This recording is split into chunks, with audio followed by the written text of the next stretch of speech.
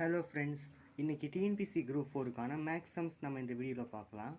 First some பாருங்கள். Find the next நம்பர்னு கொடுத்துருக்காங்க. இப்போது ரெண்டு நம்பரை நம்ம செலக்ட் பண்ணி அதுக்கு டிஃப்ரென்ஸ் ரிலேஷன் எதாவது இருக்கான்னு நம்ம செக் பண்ணோம். ஃபஸ்ட்டு நம்ம டிஃப்ரென்ஸை செலக்ட் பண்ணலாம். இப்போது 2க்கும் 5க்கும் நடுவில் இருக்க டிஃப்ரென்ஸ் +3, 5க்கும் 10க்கும் நடுவில் இருக்க டிஃப்ரென்ஸ் +5, 10க்கும் 17க்கும் நடுவில் இருக்க டிஃப்ரென்ஸ் +7. அப்போ அடுத்தடுத்த ஆட் நம்பர் தான் ப்ளஸ் பண்ணிட்டு போகிறாங்க. அப்போ 17க்கும் 26க்கும் டிஃப்ரென்ஸ் 9. அப்போ இதுக்கு அடுத்த ஆட் நம்பர் +11. அப்போது 26 கூட 11 கூட்டினா 37. அடுத்து இந்த ரெக்டாங்குலர் கேன்வாஸை ஃபோல்ட் பண்ணி மடித்து இந்த மாதிரி கோன் ஷேப்பு கொண்டு வராங்க. அப்போது இதோடைய பேஸ் ஏரியா கணக்கில் எடுத்துக்கூடாது. அதாவது இது ஒரு மெட்டலாக இருந்தால் இதை உருக்கி இந்த மாதிரி ஒரு ஃபார்முக்கு கொண்டு வராங்க. அப்போ ரெண்டுத்தோட வால்யூம்ஸ் ஈக்குவலாக இருக்கும்.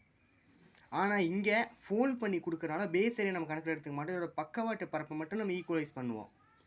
அப்போது இதோட ஏரியா L/B, இதோட ஏரியா πr/L.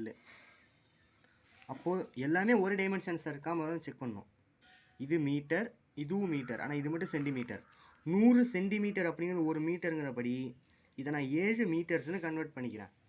இதோட எல்லுக்கு நம்ம கண்டுபிடிக்க வேண்டியது இங்கே இருக்கிற பிரெத்து 4, பையோட வேல்யூ 22/7, இங்கே ஒரு 7, இந்த எல்லு நம்ம இப்போ கண்டுபிடிச்சாகணும்.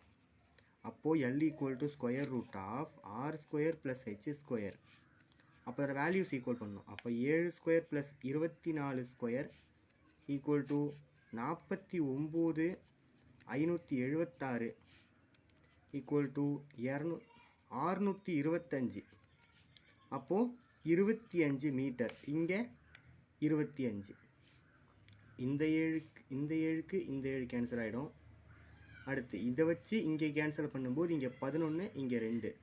அப்போ L = 11 × 25 ÷ 2. இப்போ 11 25 பேருக்குன்னா இங்கே ஒரு 25, இதுக்கு தள்ளி ஒரு 25. அப்போ 275. இதை நம்ம 2ஆல் டிவைட் பண்ணணும். 2, 7, 3, 6, 1, 15 இன்னொரு 7, 14க்கு 1, அதுக்கு 0.5. அப்போது இங்கே இருக்க கண்டுபிடிக்க வேண்டிய எல்லோட வேல்யூ 137.5 மீட்டர். நம்ம டைமென்ஷன்ஸ் தான் செக் பண்ணோம். இதுவே நமக்கு ஆன்சர்ஸில் சென்டிமீட்டர்னு ஒன்று கொடுத்துருப்பாங்க, கிலோமீட்டர்னு ஒன்று கொடுத்துருப்பாங்க. நான் கன்ஃபியூஸ் ஆகி வேறு டைமென்ஷன்ஸ் யூஸ் பண்ணிடக்கூடாது. இதை தான் நம்ம இங்கே முக்கியமாக கவனிக்கணும்.